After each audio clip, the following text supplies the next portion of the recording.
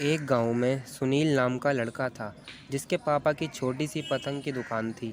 और दूसरी तरफ एक लड़का मुकेश जिसके पापा का कपड़ों का व्यापार था।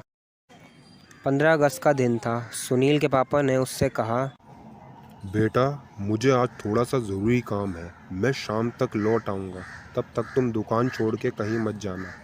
इस पर सुनील ने अपने पापा से कहा, ठीक है पिताजी, मैं कहीं नहीं जाऊंगा, लेकिन क्या मैं थोड़ी देर पतंग उड़ाने भी नहीं जा सकता? आज 15 अगस्त है।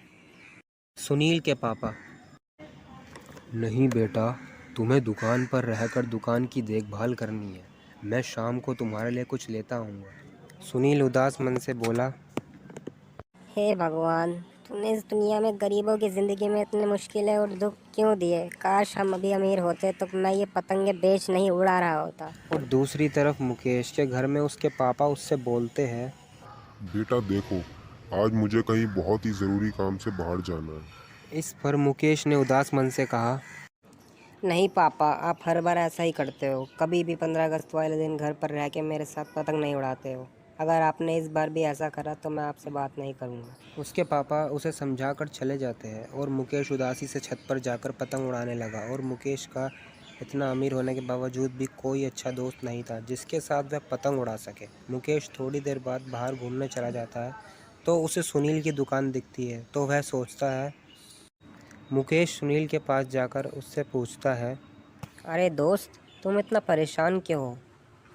फिर सुनील ने उसके साथ जो हुआ वो सब मुकेश को बताया। मुकेश ने कहा, ये तो बहुत बुरा हुआ। वैसे मेरे साथ भी मुकेश कुछ बोलने वाला होता है लेकिन रुक जाता है और कहता है, कोई नहीं दोस्त, तुम मेरे साथ मेरे घर पतंग उड़ाने चलो। वैसे भी मेरा कोई दोस्त नहीं है। हम दोनों साथ में पतंग उड़ाएंगे और मैं तुम्हें अच्छी अच्छी चीज़ें भी खिलाऊंगा। वैसे तुम्हारा नाम क्या है? सुनील कुछ देर सोचता है और बोलता है, नहीं दोस्त, मेरे पापा मुझे इस दुकान की जिम्मेदारी देकर गए हैं। मैं इसे छोड़ के नहीं जा सकता। लेकिन मुकेश कहता है। अरे यार, बस थोड़ी देर की बात है। और फिर सुनील भी मुकेश के साथ उसके घर जाने के लिए तैयार हो जाता है। मुकेश के घर पहुंचकर सुनील देखता है उसका काफ़ी बड़ा घर होता है और घर में हर तरह की महंगी और अच्छी चीज़ें होती है। सुनील मन ही मन सोचता है, काश मेरा घर भी इतना बड़ा होता और बहुत सारी खेलने की चीज़ें होती। मुकेश सुनील के पास आकर कहता है, अरे दोस्त, क्या सोच रहे हो? चलो हम दोनों मेरे घर की छत पर चल के एक साथ पतंग उड़ाते हैं। फिर दोनों पतंग उड़ा के खूब मज़े करते हैं और मुकेश उसे बहुत अच्छी मिठाई और खाने की चीज़ें खिलाता है। उन्हें साथ में खेलते खेलते शाम कब हो जाती है उन्हें पता ही नहीं चलता। और शाम को जब सुनील के पापा दुकान पर आकर देखते हैं तो सुनील नहीं मिलता। वह कहते हैं, ये लड़का भी, मैंने इसे कहा था कि दुकान को छोड़कर कहीं मत जाना। फिर सुनील के पापा अपने घर जाके देखते हैं तो उन्हें सुनील वहाँ भी नहीं मिलता। फिर वो सुनील को ढूंढने लगते हैं लेकिन सुनील उन्हें कहीं नहीं मिलता। वह रोते हुए कहते हैं, हे भगवान, कहाँ चला गया मेरा बेटा? अब मैं उसे कहाँ ढूंढूंगा? पता नहीं वो कहाँ किस हालात में होगा। उधर दूसरी तरफ सुनील मुकेश खेल रहे होते हैं तो मुकेश के पापा घर आते हैं और वह सुनील को देखकर मुकेश से पूछते हैं। अरे बेटा, ये लड़का कौन है? मुकेश कहता है, अरे पापा, ये मेरा नया दोस्त है और ये बहुत ही अच्छा है।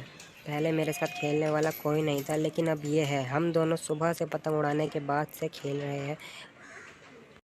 मुकेश के पापा सुनील से पूछते हैं, अरे बेटा, क्या तुम घर पर किसी को बताकर आए थे कि तुम यहाँ आए हो? सुनील कहता है। नहीं अंकल, मैंने किसी को नहीं बताया। मुकेश के पापा कहते हैं, अरे बेटा, ये तो तुमने गलत किया। तुम्हारे घर पर तुम्हारे लिए तुम्हारे पापा मम्मी परेशान हो रहे होंगे। चलो मैं तुम्हें तुम्हारे घर पर छोड़ देता हूँ। फिर सुनील मुकेश के पापा के साथ अपने घर पहुंचता है। वहां सुनील के पापा रोते हुए सुनील को देखकर खुश हो जाते हैं और कहते हैं, बेटा, तुम कहाँ चले गए थे? पता है मैं कितना परेशान हो गया था।